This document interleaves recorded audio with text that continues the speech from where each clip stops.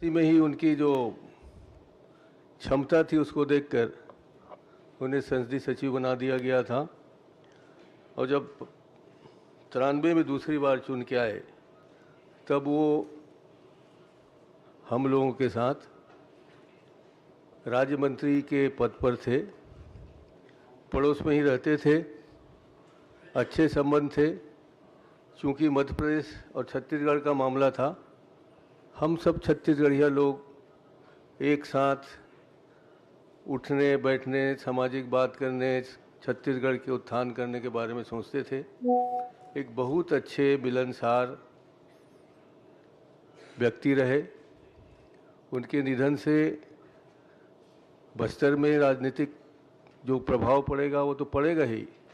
एक हम लोगों के छत्तीसगढ़ में भी एक अच्छे साथी जो हमको छोड़ के गए, उसके लिए हम पूरे परिवार को उनकी दुखद मृत्यु के संदर्भ में श्रद्धांजलि के साथ ही साथ ईश्वर से प्रार्थना करना चाहते हैं कि उनके परिवार को उनके दुख सहन करने की ईश्वर क्षमता प्रदान करे और आने वाले दिनों में उनके परिवार के सदस्यगण उस कमी को पूरा करने के लिए सक्षम हों।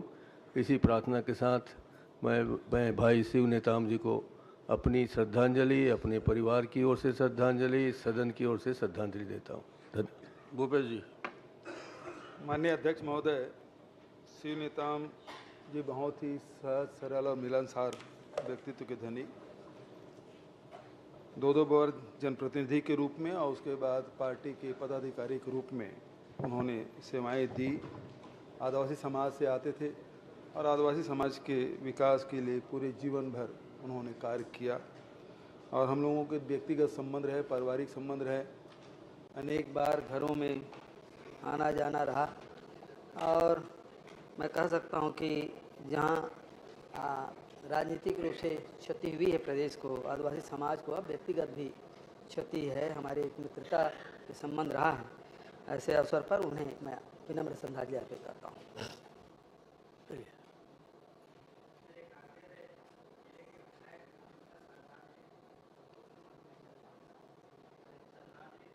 माइक चालू कर लीजिए आप। वो हमारे कांकेर जिले के विधायक थे, मैं उसको श्रद्धांजलि व्यक्त करता हूं।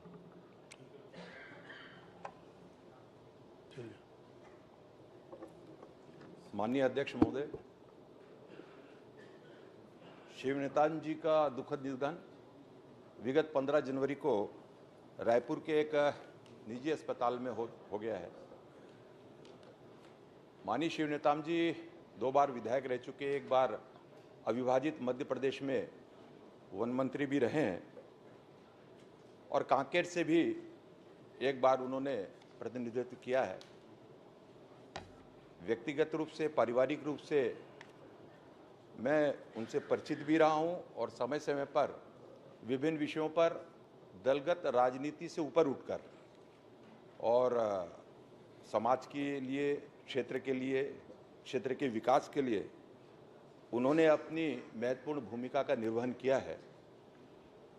उनके दुखद निधन पर मैं उन्हें अपनी विनम्र श्रद्धांजलि अर्पित करता हूं।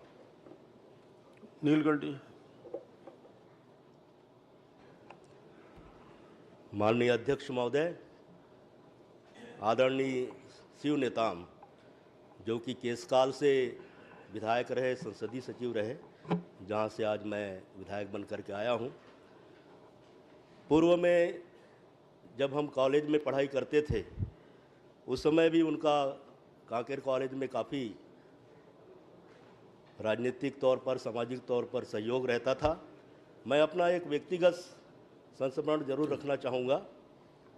1994 में जब वे सामान्य प्रशासन विभाग के राज्य मंत्री हुआ करते थे, हमारे सभी डिप्टी कलेक्टर्स की पोस्टिंग हो गई थी मेरा छोड़ करके। तो पता चला कि कॉलेज के समय के कुछ केसेस धरना प्रदर्शन वगैरह के रह गए थे और ऐसी स्थिति में जब मैं उनके पास पहुंच करके अपनी बातें रखी तो ना केवल उन्होंने तत्काल कांकेर में उस सारे चीज़ों का निराकरण करवाया, बल्कि 3 दिन के भीतर मुझे नियुक्ति आदेश उस समय मिल गया था। और उनके इस सहृदयता का मैं उनको अभी श्रद्धांजलि के रूप में समर्पित करता हूं। उनका परिवार और उनके सारे सदस्य इस घड़ी में धैर्य के साथ काम करेंगे, ऐसा मैं मानता हूं। बोलिए। माननीय अध्यक्ष महोदय, मैं श्री शिव नेताम विभाजित मध्य प्रदेश शासन के पूर्व राज्य मंत्री के साथ हम लोग का एक पारिवारिक संबंध रहा है और एक छोटी बहन के रूप में मुझे हमेशा संबोधित किया करते थे। और जब से मैं राजनीति में आई उस समय से उन्होंने हमेशा मेरे विधानसभा में आके मुझे सहयोग किया और मैं अपनी परिवार और अपने साथियों के ओर से हम लोगों ने जो हमारे लोकसभा कांकेर लोकसभा के एक वरिष्ठ आदिवासी नेता को खो दिए, उसके लिए हम सबको बहुत ही दुख है और हम सब मिल के हमारे नेता को श्रद्धांजलि अर्पित करते हैं। मैं सदन की ओर से शोकाकुल परिवार के प्रति हार्दिक संवेदना व्यक्त करता हूं। दिवंगत के सम्मान में अब सदन कुछ देर का मौन धारण करेगा।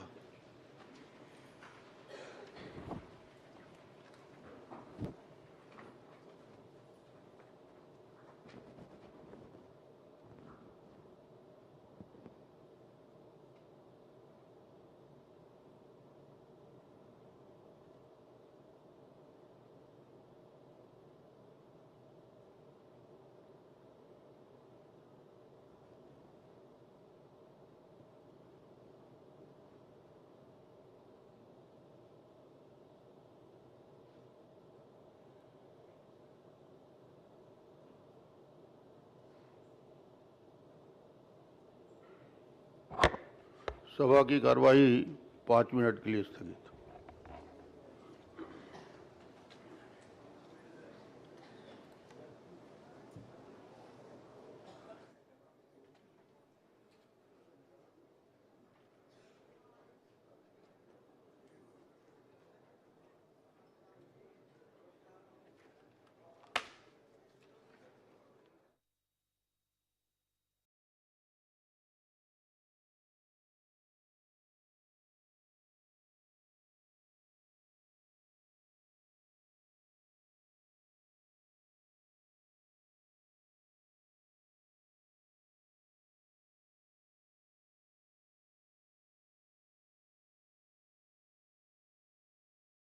पड़े कभी कभी भगवान को भी भक्तों से काम पड़े।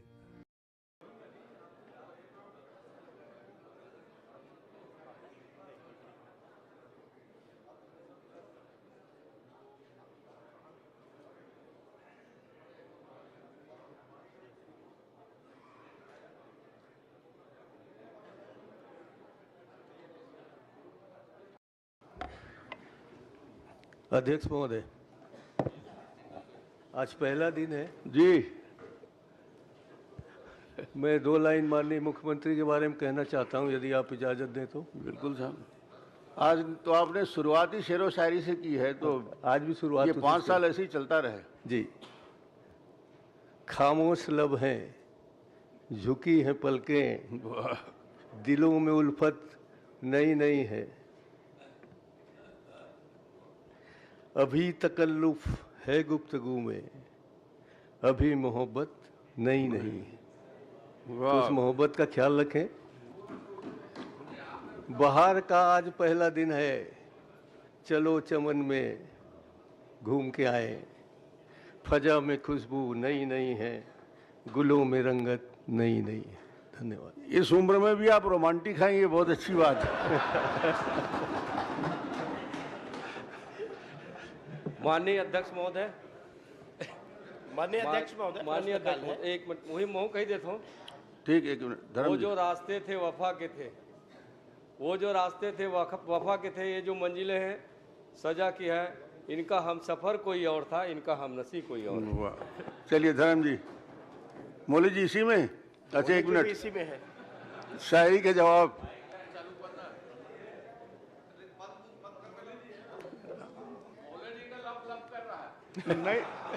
नई उमंग है, नई जोश है। हाँ। आपको थोड़ा तो दिल से खामोश है, क्यों ये चुप है, क्यों खुश है? धर्म कौशिक जी। माननीय अध्यक्ष महोदय, पिछले समय हम लोगों ने प्रश्न किया था, तत्कालीन मंत्री जी के द्वारा उसके पूरे पीडीएस चावल के मामला है, और पीडीएस चावल में जो अनियमितता हुई, हेरा फेरे हुई, और जिस प्रकार से उसमें चावल माफियाओं के द्वारा गरीबों का चावल को अफरा तफरी किया गया, उसको लेकर के उस समय प्रश्न लगाए थे। तो मंत्री जी ने 24 मार्च 2023 तक पूरे परीक्षण करने की बात कही गई थी, और उन्होंने कहा हम 24 मार्च तक के पूरे परीक्षण करा करके जवाब देंगे, और 23 तारीख को 17 अवसान कर दिए। फिर जब एक प्रश्न लगाए तो उन्होंने कहा कि कोर्ट में याचिका लगी है और इसलिए जवाब देने के आवश्यकता नहीं है, जबकि कोर्ट में याचिका से कोई लेना देना नहीं है। यदि कोर्ट के द्वारा स्टे प्रदान करे तब वो मामले आते हैं कि विचार किया जाए ना किया जाए, लेकिन जिस प्रकार से उसमें चावल में, गरीबों के चावल में बड़े मात्रा पर यहाँ पर जो गोरख धंधे जो चल रहे थे उसको लेकर के हम लोगों ने लगाया था, तो 24 मार्च के 23 को उसके पूरे जानकारी देने की स्थिति की बात की गई थी। तो मैं माननीय मंत्री जी से पूछना चाहता हूं कि 2024 मार्च 2023 की स्थिति में जो परीक्षण किया गया, तो परीक्षण के द्वारा कितने उसमें अनियमितता पाई गई, कितने सस्पेंड किए गए, कितने निलंबित किए गए, कितने एफआईआर किए गए, तो कितना उसमें शार्टेज मिला, ये थोड़ा सा मंत्री जी बताएंगे। मंत्री जी, सष्टम विधानसभा का ये पहला प्रश्न है और पहला दिन है, और जो प्रश्न कर रहे हैं वो पूर्व में विधानसभा के अध्यक्ष रहे हैं, तो जवाब बहुत अच्छे से आना चाहिए। जी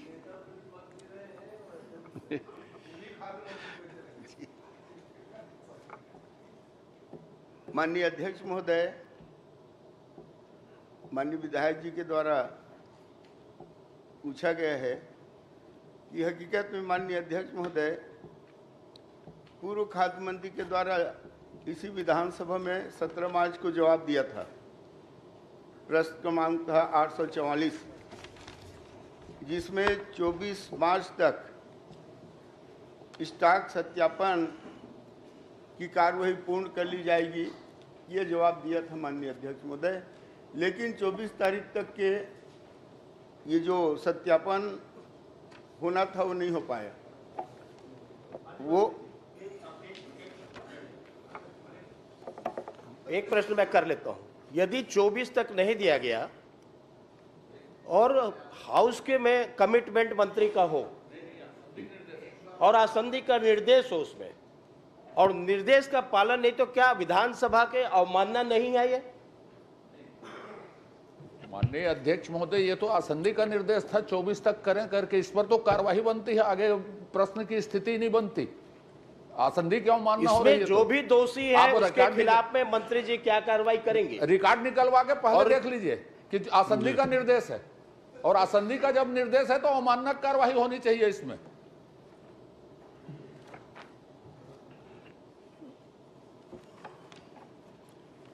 आप सबके जो ध्यान आकर्षित किया है कि इस विषय को लेकर आसंदी ने स्पष्ट निर्देश दिया था। मुझे लगता है कि मंत्रीगण अभी पहली बार जवाब देने के लिए पहले दिन ही आए हुए हैं। इस बात का ध्यान रखना हम सबके लिए आवश्यक है कि जो भी आसंदी से आदेश निर्देश होता है उसका समयबद्ध पालन करना जरूरी होता है, आवश्यक होता है। इसलिए पहली बार है, पहला दिन है, मैं इसमें कुछ और दूसरी बात नहीं कहूँगा, मगर भविष्य में इस बात की चिंता हमको करना पड़ेगा। चलिए, आप प्रश्न में आ जाइए। अब आ जाइए। नहीं, माननीय अध्यक्ष महोदय, मैं आपको पढ़ के बता देता हूं कि अमरजीत भगत ने जब इसके परीक्षण के 24 मार्च 23 के पूर्ण करने के प्रस्तुत करने के निर्देश जारी किए, उस समय मेजे थपथपा करके बाकी सदस्यों ने उसका स्वागत किया, और स्वागत करने के बाद में जब 24 की तारीख आई तो 24 की तारीख में यहाँ से रफू चक्कर हो गए। अरे कितने बार नहीं पूछ रहा हूँ जी, अभी तो कुछ हुआ ही नहीं है। पहला प्रश्न है, और इस चुनाव जीतने के बाद, आपके उधर जाने के बाद इस सेशन का पहला प्रश्न है। इस पहला प्रश्न में जल्दी जल्दी बोलते हो आप। नहीं तो माननीय अध्यक्ष महोदय, अब मैं ये पूछना चाहता हूं मंत्री जी से,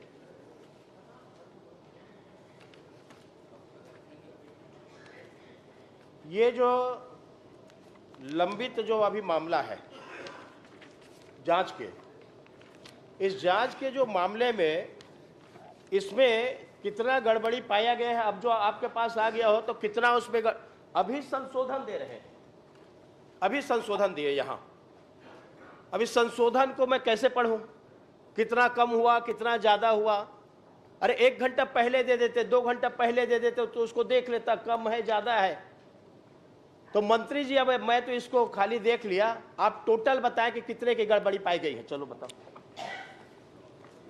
कुछ नए तथ्य यदि आपके पास है तो उसकी जानकारी मांग रहे हैं।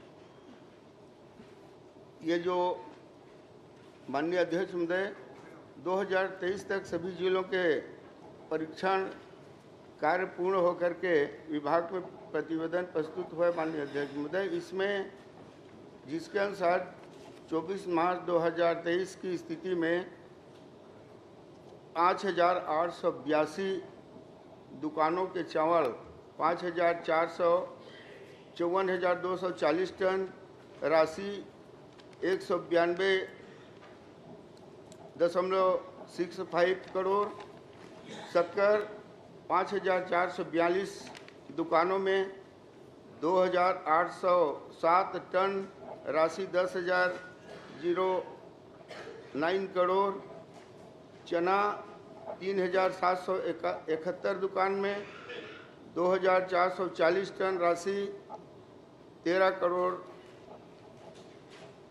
13.34 करोड़, यानी कुल राशि माननीय अध्यक्ष महोदय 216.08 करोड़ रुपये की कमी पाई गई माननीय।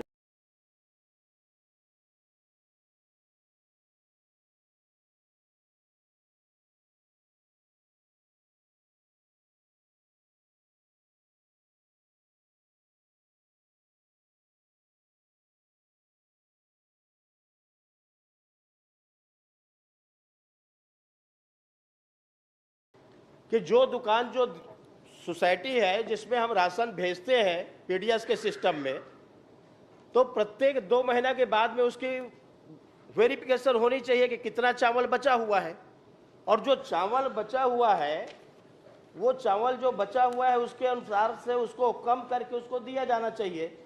और उसके लिए उस समय जो पोर्टल चल रहा था, जिसको आप लोगों ने ये जो दिया था उचित मूल्य दुकान की आईडी, माह नवंबर 2021 का केवल एक बता रहा हूं कि घोषणा पत्र, मात्रा क्विंटल में, ये तो पूरा लिखा जाता था ना कि कितना उसमें चावल है, कितना उसमें वितरण होना है, कितना उसका बचा हुआ है। तो ये सब जब लिखा हुआ है तो 216 करोड़ के चावल के अफरी तफरी कैसे हो गया? उसका क्या कारण है? उस दुकान पे समय पे जांच करने के किसकी दायित्व है, और उन्होंने जांच किया कि नहीं किया, और नहीं किया तो उसके ये कारण जो हुए हैं तो उसमें क्या कार्रवाई करेंगे, थोड़ा बताएं। माननीय अध्यक्ष महोदय, 2017 से अप्रैल 2022 तक राशन दुकानों को 2 माह पहले की बचत मात्रा को घटाकर तथा 3 माह पहले की बचत मात्रा को जोड़कर हर महीने राशन सामग्री प्रदान की जाती थी।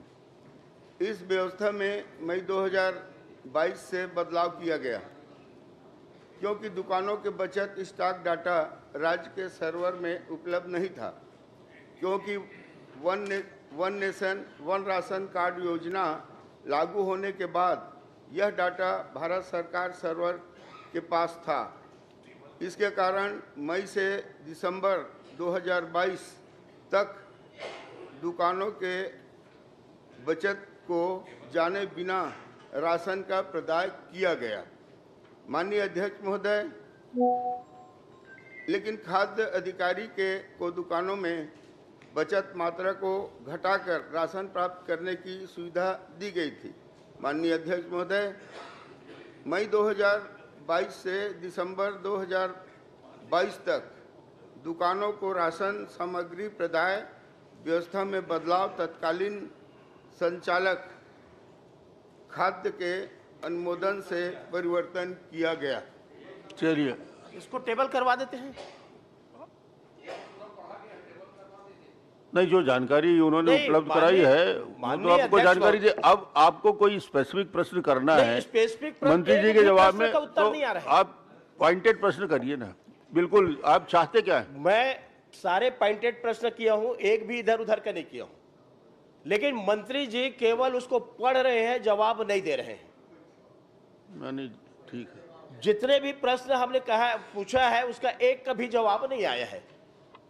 और इसलिए मैं आपसे माननीय अध्यक्ष आपने प्रश्न किया, मंत्री जी ने उत्तर दिया, उनको जो इजाजत मिली होगी कितना उत्तर देना है उतनी तो देंगे, काहे को दबाव डालना है? चलिए प्रश्न करिए। नहीं, माननीय अध्यक्ष महोदय, चलिए, ये गरीबों का मामला है, बड़ा मामला है। इसमें मैं आपको बता भी दिया कि इसमें कितना कितना है, उसमें सब दिया हुआ है।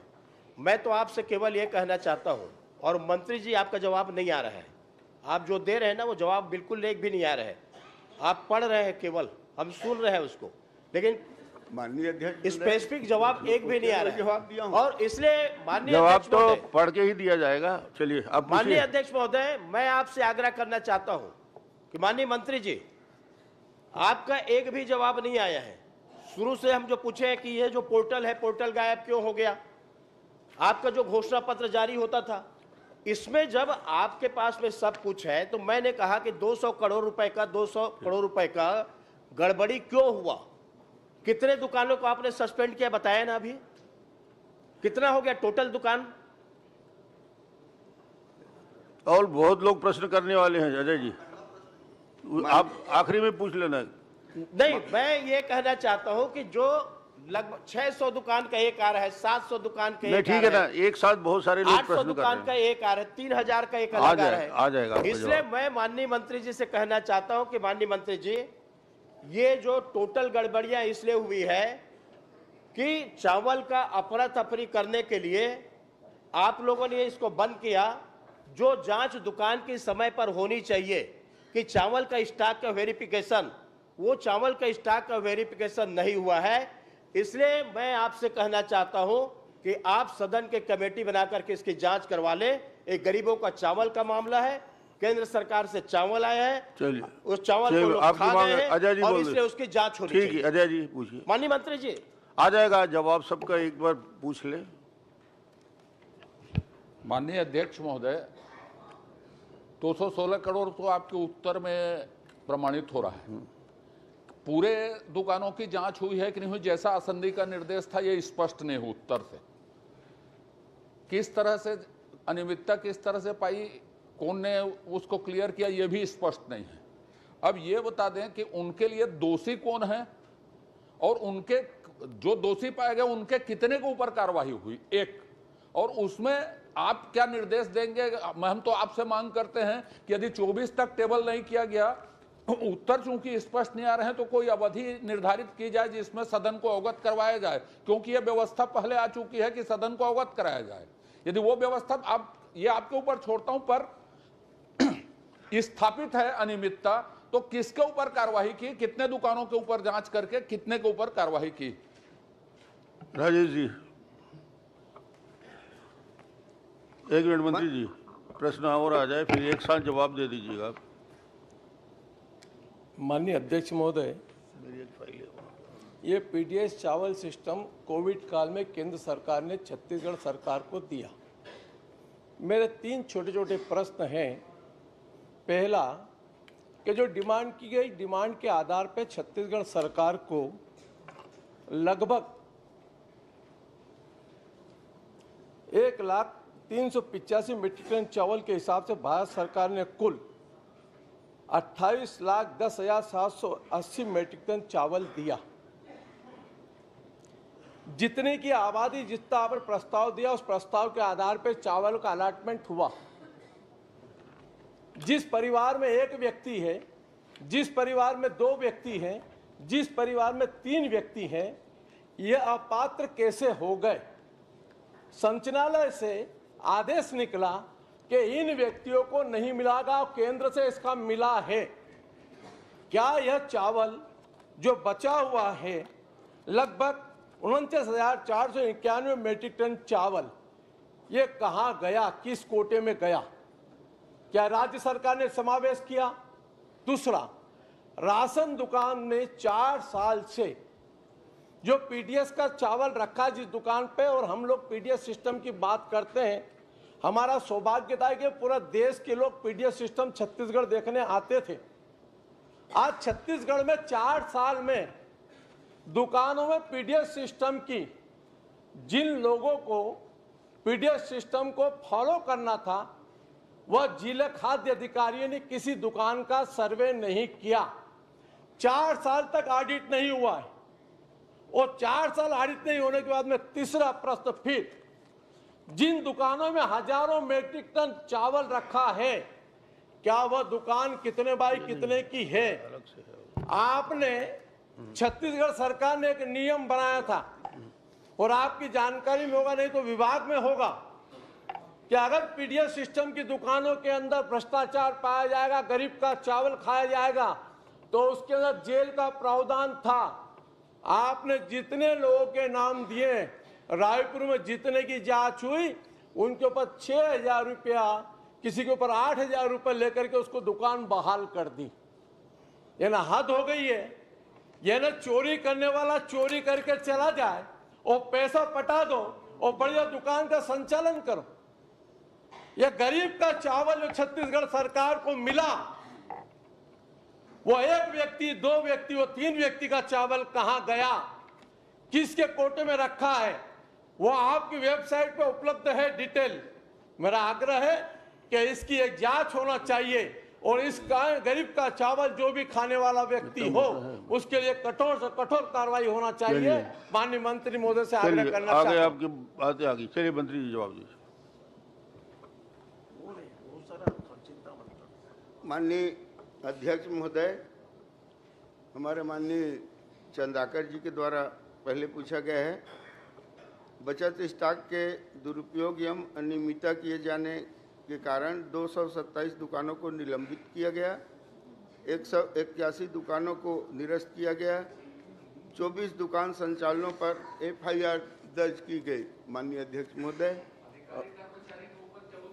प्रमुख तो ये है कि नहीं हुआ है। नहीं, माननीय अध्यक्ष महोदय, ये दुकान की बात बता रहे हैं, जिनका ड्यूटी है कि अफरा तफरी न हो, दुकान में वेरिफिकेशन करे, और उनके कारण सारी अनियमितता हुई है, उनके खिलाफ आपने क्या कार्रवाई किया है? प्रश्न तो यही है उसमें। चलिए 20 मिनट हो गया, कोई क्या कार्रवाई कर रहे हैं संक्षिप्त में बता दीजिए। माननीय अध्यक्ष, इसमें कुछ आ ही नहीं रहे जवाब। माननीय कोई उत्तर नहीं आ रहा है। एक मिनट मंत्री, उत्तर नहीं आ रहा है, मंत्री जी को सुन लीजिए। माननीय अध्यक्ष महोदय, मैं तो स्वीकार किया हूँ कि अनियमितता हुआ है, बाकी तो कार्रवाई अनियमितता हुआ है तो फिर कार्रवाई क्यों नहीं हो रही है? प्रश्न कार्रवाई कब तक होगी ये जानना चाहते हैं। अनियमितता को जब स्वीकार कर लिया तो कार्रवाई को स्वीकार, कार्रवाई कब तक होगी ये बताइए। चलिए कार्रवाई कब तक होगी? कार्रवाई माननीय अध्यक्ष महोदय, अब मैं तो स्वीकार कर लिया हूँ। नहीं, स्वीकार करने से काम नहीं चलेगा, कार्रवाई से काम चलेगा। माननीय अध्यक्ष महोदय, इसमें कार्रवाई होनी चाहिए, आपका निर्देश आना चाहिए इसमें। ये मेरे कार्यकाल पहले भी असंधि के निर्देश आए, कार्यकाल की नहीं बीजेपी की सरकार में कैसे हुए, पहले भी असंधि के निर्देश आए। कोई भोग हम रोक ले। तो देखिए, कार्यकाल किसी का हो, मंत्री होता है, सरकार का दायित्व चलता रहता है, इसलिए ये नहीं कहा जा सकता कि मेरे कार्यकाल का नहीं है, इसके कार्यकाल का नहीं। कार्यकाल मंत्री यानी मंत्री के दायित्व में आप हैं, राज्य सरकार की तरफ से जवाब देने खड़े हुए हैं।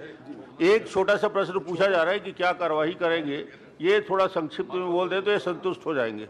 बैठ जाइए। वो नहीं, माननीय अध्यक्ष, बोल रहे हैं जब स्वीकार कर रहे हैं मंत्री जी, अनियमितता स्वीकार है, तो आखिर कार्रवाई तो होनी चाहिए। बोल रहे ना। हैं। यह गैर जवाबदारीपूर्ण उत्तर, मतलब ये उत्तर सही नहीं है उनका। ये उत्तर सही नहीं है, जवाबदारी मंत्री खुद स्वीकार कर रहे हैं, उसके बाद में उनके ऊपर कार्रवाई नहीं होगी। इसमें कार्रवाई की घोषणा आखिर होनी प्रश्न हम चाहिए। लोग क्यों कब तक लगाते होगी, हैं? समय बताया जाना चलिए चाहिए। एक मिनट, कब तक होगी, समय बताया जाना चाहिए। माननीय अध्यक्ष, बता रहा हूं आपको। मंत्री जी के जवाब में आया कि आपने जो प्रश्न उठाया और जिस आरोप लगाया उससे मंत्री जी सहमत हैं।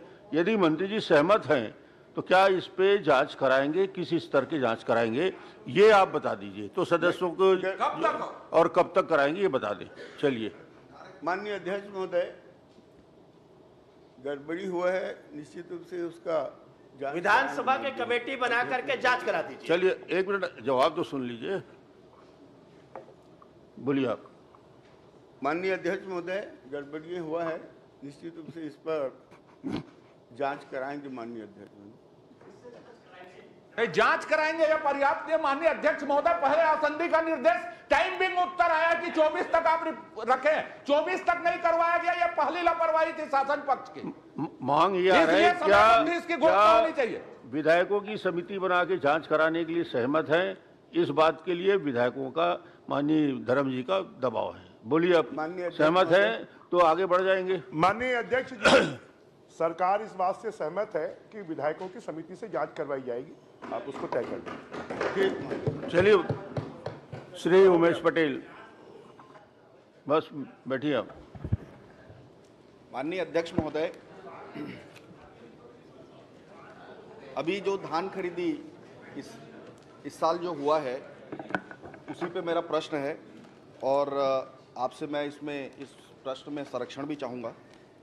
माननीय मंत्री जी, मुझे जो आपने जवाब दिया है कि 22-23 की जो खरीदी हुई थी उसमें टोटल रकबा जिसपे किसानों ने, पंजीकृत किसानों के बेचे गए धान का रकबा 29.06 लाख हेक्टेयर था और कुल जो किसानों ने खरीदी की धान बेचा उसकी मात्रा था 107.53 लाख मैट्रिक टन।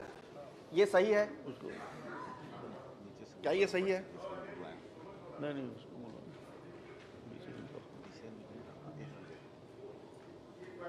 बोलिए। अच्छा चलिए, मैं उसको दूसरा बदल देता हूँ। आपने उत्तर दिया है तो मैं सही मान रहा हूँ इसको। 23-24 जो इस साल की खरीदी है, आपने उत्तर 25 जनवरी तक का दिया है।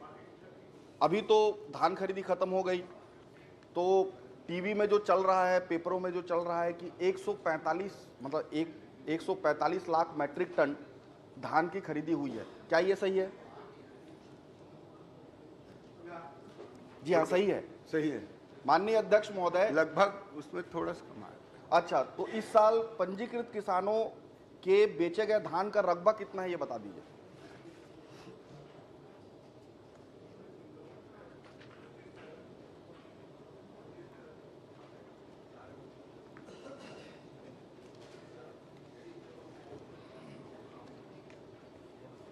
माननीय अध्यक्ष महोदय,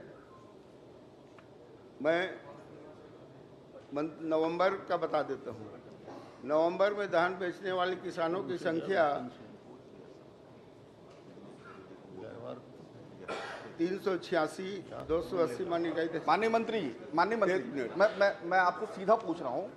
धान खरीदी हो गया, आपने कहा टोटल जो धान अभी खरीदा गया है वो 145 लाख मैट्रिक टन है। तो आप ये मुझे बता दीजिए, जो पंजीकृत किसानों के बेचे गए धान का रकबा टोटल कितना होगा?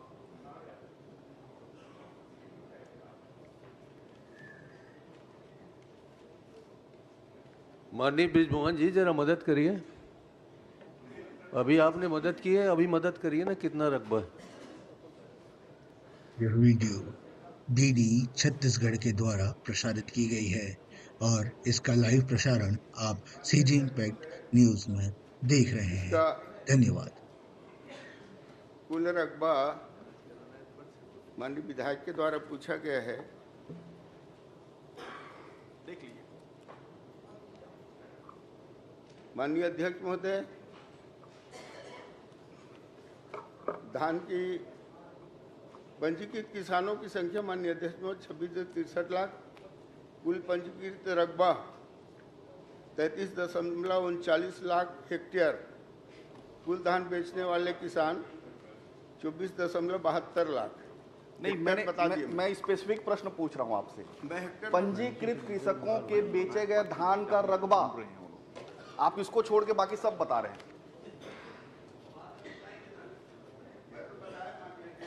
जी 26.63 लाख। 26.63 लाख। 26.63 लाख।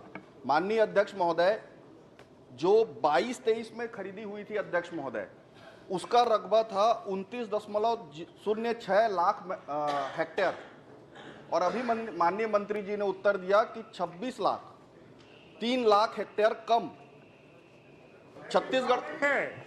माननीय मंत्री जी, माननीय विधायक जी, ये कम नहीं है। अभी तो धान खरीदी जारी है, और जारी है इसलिए धान खरीदी खत्म हो गए, कहीं जारी नहीं है।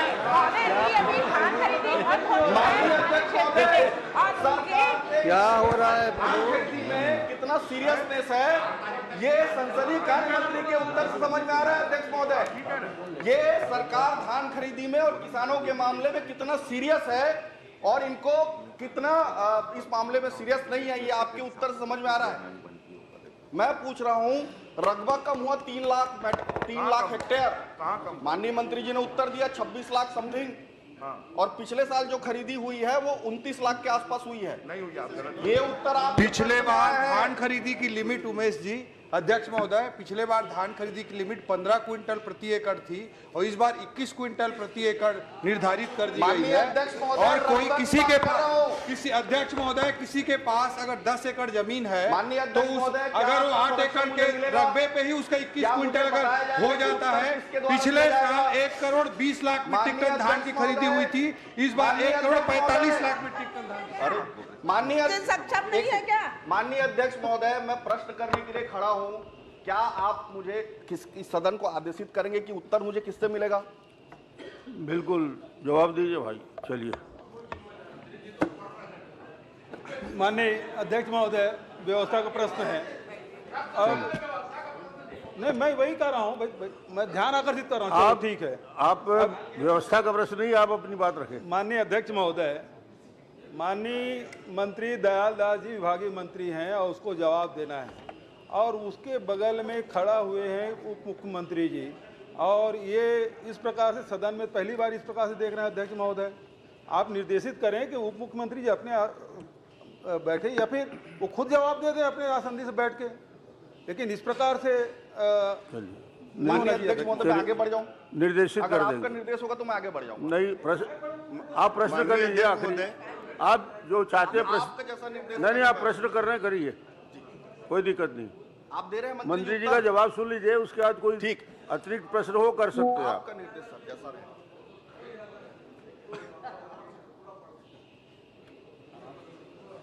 माननीय अध्यक्ष महोदय,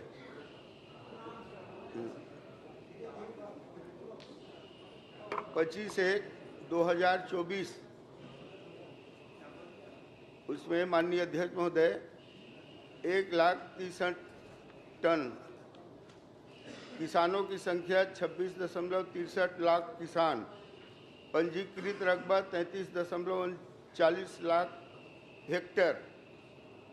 यह माननीय अध्यक्ष महोदय 25/1 तक का है, और 4/2/24 तक उसमें माननीय अध्यक्ष महोदय जो किसान की संख्या है 26.63 लाख किसान, पंजीकृत रकबे 33.39 लाख हेक्टेयर, किसान की संख्या 23.29 लाख किसान, और इसमें 4/2/24 में 24.72 लाख किसान। तो माननीय अध्यक्ष महोदय, ये बेचे गए धान का रकबा ये आपके 25 तारीख तक के था 25.13 लाख हेक्टेयर, और 4 तारीख था 27.92 लाख हेक्टेयर। इस तरह माननीय अध्यक्ष महोदय, ठीक, काफी डिटेल आ गया, काफी डिटेल उत्तर आ गया। माननीय अध्यक्ष महोदय, मंत्री जी के उत्तर से मैं सहमत हूं कि पिछले बार जो रकबा बेचा गया था वो 29.06 था और इस बार जो रकबा बेचा गया है वो 27 जो भी आप उन्होंने बताया 2 लाख हेक्टेयर कम धान बेचा गया है। और इसके कारण से आप छत्तीसगढ़ के इतिहास को देखेंगे, जो पूर्ववर्ती सरकारों से हर साल धान का रकबा बढ़ा है। ये पहला साल होगा अनुपात की बात कर रहा हूं क्योंकि 21 कुंटल में इस बार खरीदी हुई है और पहले 15 कुंटल में खरीदी होती थी। अगर उस अनुपात में देखेंगे तो इस बार धान की खरीदी कम हुई है। अब मैं माननीय मंत्री जी से ये जानना चाहूंगा कि चूंकि ये पता चल गया है आपके उत्तर से कि धान की खरीदी कम हुई है, तो इसका कारण आप बताना चाहेंगे?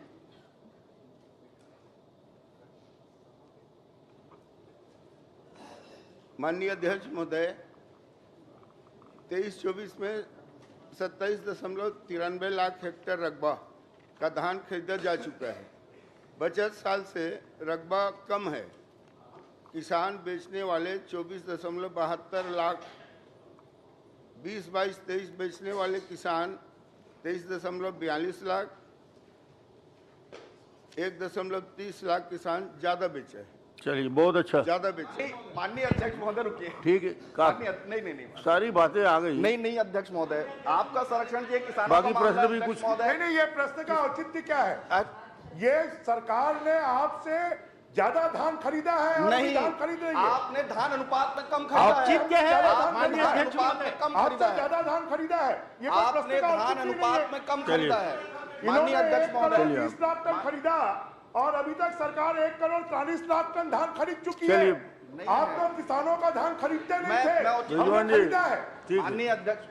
माननीय अध्यक्ष महोदय, 2-3 सदस्य और पूछ रहे हैं। माननीय अध्यक्ष महोदय, आखिरी में एक बार और मौका ठीक कर ले। नहीं, माननीय अध्यक्ष महोदय, माननीय मंत्री जी ने जवाब दिया कि पिछले वर्ष के अपेक्षा इस साल के जो किसान जो बेचे उसके रकबा, उसमें जो रकबा है वो कम है। अब सवाल ये उठता है अध्यक्ष महोदय, ये ठीक है कि पिछले समय 15 लाख था, इस समय 20 क्विंटल करने के बाद उसके बाद फिर 21 क्विंटल कर दिए, तो आपके जो उपार्जित जो धान है वो 140 लाख मीट्रिक टन से अधिक गया है। लेकिन अभी भी देखिए, आपके उत्तर में 26 लाख किसान रजिस्टर्ड हैं, 26 लाख 63 हज़ार और 23 लाख 29 हज़ार किसान ही धान बेचे हैं। इसका मतलब ये है कि पिछले समय से ये कम हुआ है, रकबा भी कम हुआ है और किसानों की संख्या भी कम हुई है। और चूंकि अभी 4 तारीख तक के आपने समय बढ़ाया, लेकिन उसमें अभी तक के जो सूचना मिल रही है अध्यक्ष महोदय कि अभी भी किसान धान नहीं बेच पाए हैं। बहुत सारे किसान अभी धान विक्रय नहीं कर पाए हैं। मैं माननीय मंत्री जी से ये कहना चाहूँगा कि रकबा भी कम बता रहे हैं, किसानों की संख्या भी कम बता रहे हैं, तो क्या माननीय मंत्री जी इस सदन में घोषणा करेंगे कि ये समय में वृद्धि की जाएगी? जैसे कि मंत्री जी ने कहा भी धान खरीदी चल रहा है, तो इसे जारी रखेंगे क्या? माननीय अध्यक्ष महोदय, धान खरीदी का तारीख समाप्त हो चुका है और ऐसा कोई शिकायत नहीं आया हमारे पास। माननीय अध्यक्ष, किसानों का टोकन नहीं मिल रहा है। किसान अभी तक के धान नहीं बेच पाए हैं, चाहे महासमुंद जिला हो, जांजगीर जिला हो, चाहे बालोद जिला हो। बहुत सारे जिलों से किसानों की शिकायतें आ रही है कि हमको टोकन नहीं मिला। कोई शिकायत नहीं आए हैं आपके पास? माननीय अध्यक्ष, सीधी बात है, ये आंकड़े हैं अध्यक्ष महोदय। मंत्री जी ने स्वीकार किया पिछले समय से रकबा भी कम है, किसानों की संख्या भी कम है। और अभी लगातार जिस प्रकार से मुख्यमंत्री जी ने 4 तारीख तक की घोषणा की, लेकिन किसानों को टोकन नहीं मिला, ये भी शिकायत मिली। और टोकन दूसरी तरफ ये हुआ है कि बालोद जैसे जिले में 56 जो सोसाइटी, प्रश्न की जगह भाषण हो रहा है माननीय अरे मैं तो सवाल ही कर रहा हूँ।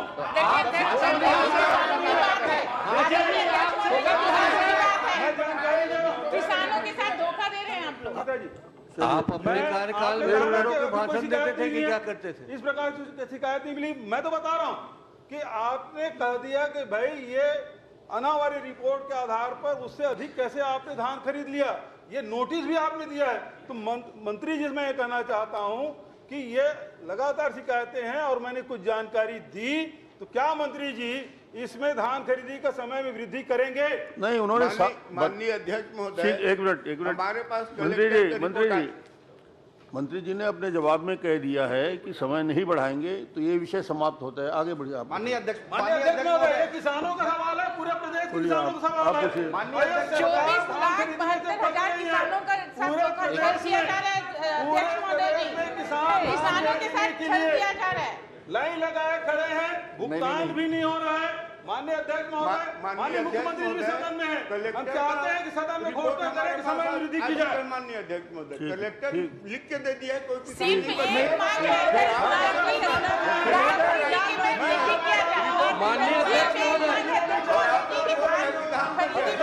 कलेक्टर को मानेंगे। आप अभी घोषणा कर दीजिए, किया जाएगा। प्रमाण पत्र आ चुका है, हमारे किसान नहीं बचा है। हजारों किसान क्षेत्र में बहुत से किसान हैं जिनका धान नहीं बिका है। माननीय अध्यक्ष महोदय, धान खरीदी इसलिए कम हुआ है कि इनके तहसीलदार के द्वारा प्रबंधकों को चमकाया गया है कि आप किसानों से समर्थन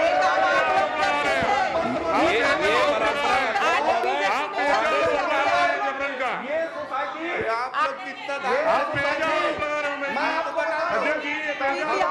अगर किसी प्रबंधक का ये आरोप जो है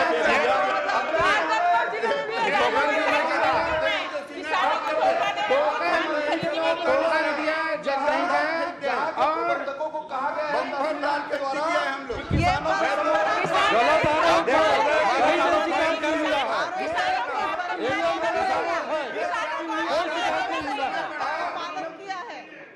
हम भी सरगुजा में कोई शिकायत नहीं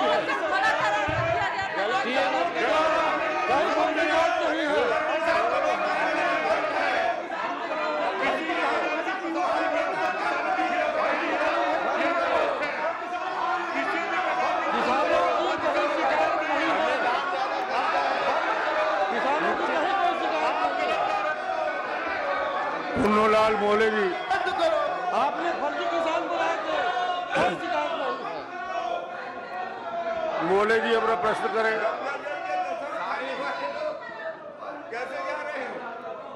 मंत्री जी बैठ जाइए। अरे कुछ दिन बाद मोले जी प्रश्न करिए।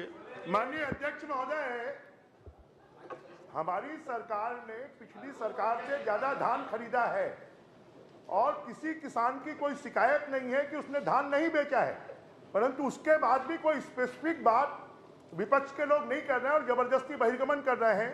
मैं तो हमारी सरकार को धन्यवाद दूंगा कि उन्होंने ज्यादा धान खरीदा। चलिए प्रश्न में आ जाइए। अध्यक्ष महोदय, सर, जब माननीय अध्यक्ष महोदय, मैं जानना चाहता हूं माननीय मंत्री जी से, भारत सरकार द्वारा जो समर्थन मूल्य घोषित किया गया है, मोटे धान का कीमत कितना है, पतले का कीमत कितना है, और आपने धान कितना खरीदा और कितना धान बेचना शेष थालों के?